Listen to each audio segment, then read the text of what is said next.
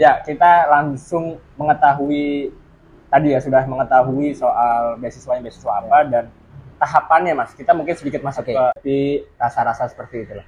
Mungkin yang saya rasakan menghadapi rasa itu ya udah saya coba dulu aja deh. Coba dulu aja. Oke. Usaha udah maksimal, sisanya udah urusan Tuhan gitu.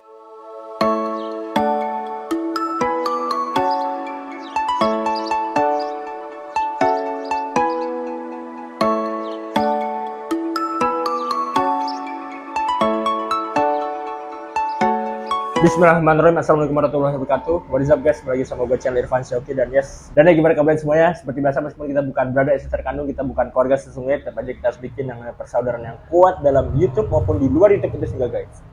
So, kembali lagi. Video kali ini adalah video part kedua setelah video sebelumnya gue membahas soal manajemen pengeluaran bulanan ataupun harian khususnya untuk mahasiswa yang berkuliah di kota perantauan. Dan sebelumnya narasumbernya itu adalah Mas Revan, dan kebetulan di video kali ini kita akan membahas kembali lagi dengan Mas Revan tapi dengan topik yang berbeda, yaitu adalah mendapatkan beasiswa selama perkuliahan. Dan kita akan langsung coba kembali lagi mempertanyakan informasi berharga yang insya Allah bisa informatif untuk kalian semua yang menonton. Dan maksud saya di sebelah saya ada Mas Revan. Tidak usah perkenalan kembali Mas, tadi di video sebelumnya sudah ada. Jadi kalau buat kalian yang pengen tahu Mas Revan secara pengenalan siapa, harap nonton video sebelumnya. Itu banyak banget tadi informasi yang berharga yang disampaikan oleh Mas Revan. Nah sekarang langsung saya Mas, beasiswa yang didapatkan selama masa perkuliahan. Nah sebelumnya mungkin saya pengen tahu dulu nih, motivasi terbesar untuk Mas Revan sehingga harus mencari bahkan mendaftar hingga menerima beasiswa itu apa Mas? Oke, ya. Supaya bisa menjadi motivasi dan niat yang sesuai juga untuk para penontonnya. Oke. Ya mungkin minat yang pertama itu jelas buat kayak membantu orang tua saya sih Kak gitu. Mungkin kalau di video sebelumnya saya sempat state kalau sempat kerja part time dulu, terus dapatkan beberapa gaji itu saya buat tabung buat menabung buat UKT saya, di samping juga menyisihkan uang dari uang saku saya. Nah itu kalau misal rencanakan dari 6 semester terakhir dari semester 3 sampai semester 8 kan saya yang bayar gitu Kak. Namun realitanya dari nabung dan kerja part time itu masih belum cukup nih buat bayar dari semester 3 sampai semester 8 itu. Ya kita coba daftar beasiswa, beberapa beasiswa dalam dia dengan beberapa beasiswa itu dapat menjadi benar-benar saya itu bayar UKT dari 6 semester terakhir itu pakai uang saya gitu. Itu maksud terbesarnya gitu. Luar biasa. Full 6 semester terakhir ya? Iya, gitu. Tanpa ada campur dari orang tua? Iya, tapi kalau untuk uang jajan dan segala macam tetap. Ya. Cuma untuk UKT coba saya handle dulu gitu.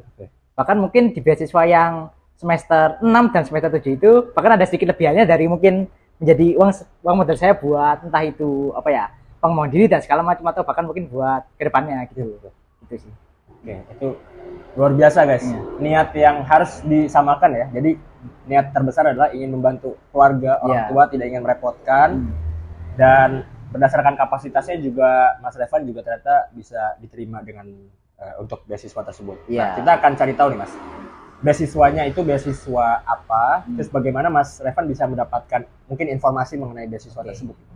Oke, jadi mungkin untuk beasiswanya sendiri itu ada dua Mas. Itu yang pertama itu beasiswa dari salah satu alumni teknik industri itu, kalau nggak salah alumni teknik industri tahun berapa gitu, cuma saya lupa. Itu ada ikatan nominal. Yang beasiswa yang kedua adalah beasiswa Bank Indonesia gitu. Bank Indonesia. Mungkin yang pertama itu di semester 4 dan semester 4 dan 5 itu ya beasiswa dari alumni teknik industri dulu. Itu dapat infonya dari Instagramnya himpunan jurusan saya. Ada yang ngeposting itu open beasiswa, ya udah saya coba apply gitu. Di ITS ya, Surabaya. Ya, ITS Surabaya. Ada mungkin step-stepnya kayak submit CV, terus motivation letter dan segala macam gitu. Itu sih. Untuk yang kedua itu beasiswa Bank Indonesia itu ya yang mengeluarkan sendiri itu ya dari Bank Indonesia sendiri, tapi di repost oleh akun Instagramnya ITS. Ya udah saya coba apply juga itu ada beberapa tahapan seperti kayak submit CV, motivation letter dan juga beberapa terkait gitu. Bahkan mungkin yang beasiswa Bank Indonesia itu ada kayak interviewnya juga gitu. Gitu sih, ya. Dan yang diterima dari yang Bank Indonesia atau yang dari yang satu lagi? Dua-duanya gitu ya. Dua-duanya. Jadi beda periode gitu. Jadi dari semester 4 sama 5 kan yang beasiswa alumni teknik industri ya itu saya coba apply, berakhirnya semester 5 gitu. Terus ternyata ketika semester 6 Bank Indonesia itu buka beasiswa, ya udah saya coba apply gitu sih. Mantap. Dan ya kita langsung mengetahui tadi ya, sudah mengetahui soal beasiswa apa dan tahapannya Mas, kita mungkin sedikit masuk Oke. ke yang teknisnya, karena bagaimanapun juga beasiswa itu adalah sebuah kompetisi juga Iya. bagi para calon pemegang beasiswanya. Nah, langkah-langkah apa saja yang perlu dipersiapkan dan bagaimana strategi Mas Revan hingga bisa memenangkan beasiswa tersebut? Oke, ini yang saya jelaskan secara umum ya beasiswanya gitu. Tapi mungkin beberapa beasiswa ada mungkin sedikit berbeda tahapannya. Ya. Mungkin yang jelas seperti ini. Yang pertama jelas mungkin submit berkas-berkasnya. Itu biasanya ada kayak CV, terus berkas pendukung seperti transkrip, terus juga mungkin KTP dan segala macam. Itu yang kedua. Terus yang ketiga jelas mungkin sepertinya motivation letter gitu juga. Jadi menjelaskan alasan kita di motivation letter ini kadang biasanya itu ada menjelaskan alasan kita mengapply beasiswa itu, terus apa sih kontribusi kita bagi si pemberi beasiswa itu. Contoh mungkin kayak Bank Indonesia sendiri itu apa sih kontribusi kita bagi mungkin entah Bank Indonesia ataupun paguyubannya gitu. Jadi mungkin kita jelaskan tertarik dengan Bank Indonesia seperti apa. Contohnya ya, misal kalau untuk Bank Indonesia itu kita coba utarakan tertarik di dunia finance itu seperti apa gitu. Itu sih. Jadi kayak sembari kita apply beasiswa, kita juga harus utarakan kontribusi kita bagi paguyuban ataupun donatur beasiswa itu seperti apa gitu. Itu yang di tahapan submit CV ataupun submit berkas-berkas itu. Mungkin kalau yang tahapan yang kedua jelas tahapan interview sih gitu. Nah mungkin tahapan interview ini kadang ya mungkin berbeda tiap beasiswa. Ada yang sekali interview, ada juga yang bahkan harus kayak FGD dulu gitu, itu disesuaikan gitu. Intinya kalau ketika interview dan FGD itu coba dimaksimalkan gitu lah. Entah mungkin kita memperlihatkan diri ataupun menggarap ataupun menjawab pertanyaan-pertanyaan dari interviewer gitu sih Kak. Dan soal ya tadi sempat mention interviewnya juga ya. Iya. Itu interview kan bisa dibilang adalah momen-momen yang paling penting dan paling harus menjual juga. Iya. Karena itu yang menentukan kita apakah layak menerima beasiswa tersebut atau tidak. Iya. Betul ya. Nah, strategi dari Mas Revan sendiri dalam menghadapi interview dengan interviewernya itu seperti apa, Mas? Oke, yang jelas pertama ya persiapkan diri dengan baik, kenali diri kalian, apa yang mau kalian sampaikan ke interviewer, dan juga kenali hal-hal apa ya yang menjadi poin plus kalian untuk mengapply beasiswa itu. Tidak mungkin ya template bukan interview beasiswa aja sih, interview kerja juga bisa diterapkan gitu. Mungkin yang kedua itu jelas percaya diri gitu lah. Kita harus apa ya memperkenalkan dirinya dengan yakin segala macam dengan lugas gitu sih. Jadi mungkin saran dari saya itu kalau bisa ketika interview itu ya percaya diri gitu. Bahkan kalau bisa itu ketika memperkenalkan diri itu udah kayak hafal nih step by stepnya memperkenalkan apa. Mungkin ini saya sedikit sharing aja ya. Jadi kalau ketika interview itu kalau bisa udah kayak punya rengan nih. Saya mau menceritakan apa aja ya. Mungkin kalau dari saya sendiri kalau misalnya ketika interview ya saya awali perkenalan diri dulu dari nama saya apa, jurusan apa, terus pengalaman yang saya miliki jenis pengalaman apa aja. Contoh misal punya pengalaman magang, pengalaman lomba, pengalaman organisasi dan pengalaman riset itu disebut dulu di awal. Ketika itu udah selesai baru kita utarakan nih keberlanjutan dari interview ini seperti apa. Contoh kalau beasiswa ini saya alasan tertarik beasiswa dengan beasiswa ini seperti apa. Kalau misalnya interview kerja ya saya tertarik dengan perusahaan ini kenapa gitu sih. Setelah strukturnya ya. Luar biasa nih ya. Itu penting juga dan karena sudah terbukti bahwa Mas Revan mendapatkan beasiswanya dengan periode yang berbeda, maka bisa juga menjadi pola kalian semua pada saat nanti menghadapi interview ya. Dan bisa dibilang semua jenis interview lah ya, kurang lebih seperti itu. Atau khusus beasiswa seperti itu, Mas? Mungkin kalau tergantung juga case-nya interview sih gitu. Oke. Gitu. Itu kalau dalam hal perkenalan diri gitu. Tapi kadang kalau interview itu ditanyai kayak apa ya beberapa study case gitu. Misal ketika Mas A ini mendapatkan masalah ini, apa yang Anda lakukan? Biasanya itu sering sih case tadi. Nah, mungkin sedikit sarannya itu pakai framework STAR sih, Kak. Oke. Dari framework kayak misal kita menjawab suatu case itu bisa pakai framework STAR. Misal STAR itu kayak situationnya seperti apa, terus task itu kayak tugasnya yang harus kita lakukan apa, actionnya seperti apa, baru R itu nanti resultnya gitu. Mungkin kalau teman-teman cari di YouTube udah di YouTube ataupun di website lain ada lah framework STAR seperti apa gitu. Situation, task, action dan result. STAR ya. Iya. Star bintang. Tapi bukan bintang beneran ya. Gitu. Oke. Dan tadi belum sempat dibahas mengenai apa ya benefit yang didapatkan dari beasiswa tersebut ya. Mungkin dari segi nilai sehingga bisa mendapatkan UKT yang memang bisa dibayarkan secara sendiri gitu. Oke. Mungkin yang pertama ya jelas tadi kayak bantuan berupa finansial, yang kedua bisa jadi personal branding. Contoh misal saya keterima beasiswa Bank Indonesia, jadi mungkin bisa jadi headline LinkedIn saya itu bisa.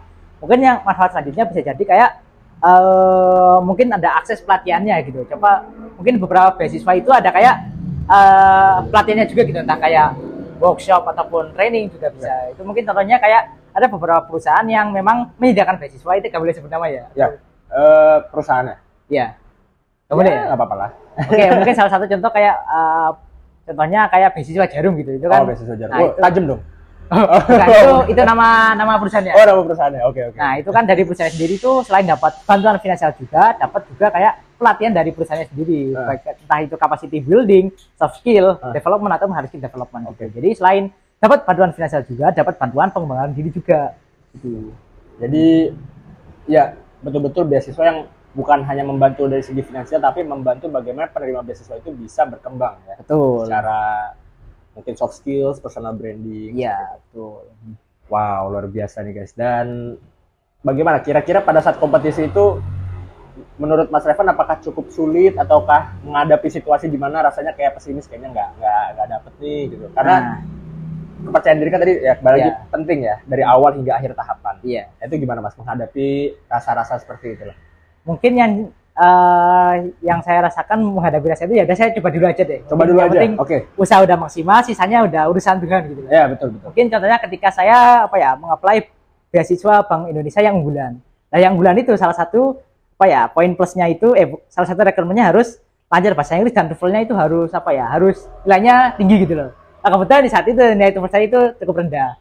Tapi salah satu requirementnya juga ada kayak prestasi dan segala macam. Nah, itu mungkin saya punya poin plus di lomba dan segala macamnya, bahkan pengalamannya. Udah saya ketika interview dan ditanya usernya ya udah saya ceritakan lebih fokus di poin plusnya itu, bukan poin yang minusnya saya gitu. Jadi mungkin sedikit untuk mengungguli peserta-peserta lainnya juga keren, saya coba menonjolkan apa sih yang di diri saya positif, di diri saya menonjol itu yang lebih menonjol daripada peserta lain gitu. Mungkin kalau peserta lain lebih menonjolkan ke bahasa Inggrisnya, saya coba menonjolkan ke prestasi lombanya ataupun bahkan prestasi magangnya, begitu sih Pak. Know your strength lah ya. Iya, kita harus beda SWOT kita juga ya. Iya. Udah kita jual strength-nya aja. Iya, bisa jangan. Kalau bisa tutupi. Iya betul. Iya. Dan tadi berarti soal bahasa Inggris itu bukan hal yang wajib pada saat interview. Maksudnya interviewnya dengan bahasa Indonesia atau bahasa Inggris? Kebetulan dulu interviewnya bahasa Inggris, di perkenalan dirinya juga pakai bahasa Inggris. Cuma ketika menjawab case-nya itu daripada orangnya nggak ngerti, saya izinkan dulu gitu, izinkan ke interviewernya ya, izin bilang dulu dong kayak I'm sorry Miss or Sir, can I associate with Indonesia or bahasa because any technical language, so I more confident with Indonesia gitu. Dan boleh diperbolehkan. Diperbolehkan, tapi mungkin untuk beberapa perusahaan dan segala macam mungkin tetap menggunakan bahasa Inggris. Ya mungkin coba disesuaikan dengan kondisi teman-teman aja di lapangan seperti apa. Betul. Dan ternyata tapi meskipun sudah tadi ya switch ke bahasa Indonesia masih bisa diterima. Ya? Alhamdulillah masih bisa. Tapi untuk kedepannya teman-teman mungkin pastikan kalau bisa bahasa Inggrisnya lancar deh. Mungkin kalau bisa selancar ngomong bahasa Indonesianya. Iya, betul. Karena dulu saya pernah dapat ya ini juga kesempatan emas yang lewat juga sih. Tiba-tiba dapat tawaran kerja dari LinkedIn gitu ya. Itu dari perusahaan, entah perusahaan luar negeri dan segala macam, itu nawari yang kerja yang bisa remote kemana aja. Nah itu kayak semacam perusahaan analis atau apa gimana itu interviewnya pakai bahasa Inggris. Nah ketika ditanyai kayak kasus studi kasusnya segala macam itu, saya ngerti apa yang diomongkan, tapi ketika jawab pakai bahasa Inggris nggak bisa. Kalau saya jawab bahasa Indonesia itu bisa gitu ya, agak sedikit eman aja sih gitu. Kalau dari segi kapabilitas harusnya bisa, cuma karena keterbatasan bahasa itu akhirnya tidak tersampaikan maksimal. Oke, itu guys luar biasa tipsnya. Dan mungkin sebagai penutup sebelumnya saya juga pengen tahu nih kira-kira tips and trick untuk mahasiswa ataupun calon-calon mahasiswa ataupun yang sedang mencari beasiswa, mungkin dalam ajang bukan hanya S1 saja ya, dalam hal-hal lain kan beasiswa itu kan sifatnya banyak banget Mas ya. Iya. Itu seperti apa Mas kira-kira untuk bisa mendapatkan beasiswa, kemudian mungkin dari sisi pencarian informasinya seperti apa Mas?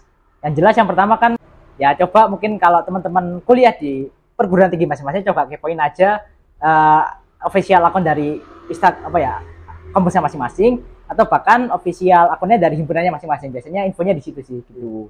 Itu yang pertama, jelas harus tahu infonya dulu. Jangan ketinggalan. Nah ya, terus kalau misal udah dapat infonya, kalau misal belum ada waktu buat apply di saat itu juga, coba disimpan dulu biar nggak kelewatan. Kalau perlu dikasih note di kalender atau dimanapun buat apply gitu. Biar kesempatan yang kita dapatkan itu tidak terlewat begitu saja gitu. Yang pertama. Terus yang kedua ya mungkin persiapkan maksimal seluruh syarat yang diperlukan oleh beasiswa itu, entah kayak kurikulum nanti itu CV-nya, motivasi letter dan segala itu perlu dimaksimalkan juga. Terus ya persiapan ketika interview gitu, kayak misal pengalaman dunia seperti apa, bahkan mungkin alasan apa ya mengapply bachelor seperti apa, bahkan mungkin kontribusi yang apa ya bisa kita berikan ke donatur beasiswa itu.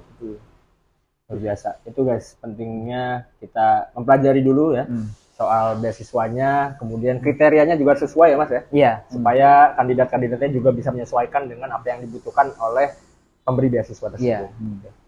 Oke, dan terima kasih Mas Revan sudah berkenan untuk kita bisa berjumpa di kesempatan kali ini. Dan mungkin nantinya kita akan berdiskusi kembali, mudah-mudahan mungkin dengan kenalan-kenalannya Mas Revan yang lain, mungkin yang sesama masih dalam ranah perkuliahan, manajemen kehidupannya seperti apa, ataupun punya prestasi dan pengalaman yang luar biasa yang bisa dibagikan sehingga bisa menjadi sarana informasi yang berharga untuk para viewers yang menonton. Baik, terima kasih sebelumnya untuk kalian semua yang sudah menonton. Thanks for watching, dan seperti biasa sebelum kita mengakhiri video kali ini, ada baiknya kalian melakukan 4 hal. Dimana yang pertama kalian harus like kalau kalian suka, kemudian di komen mungkin untuk menjadi ajang diskusi juga. Dan nanti jika ada ingin pertanyaan juga mungkin bisa ditulis di kolom komen, dan Mas Revan juga nanti mungkin bisa follow up juga di komen di bawah.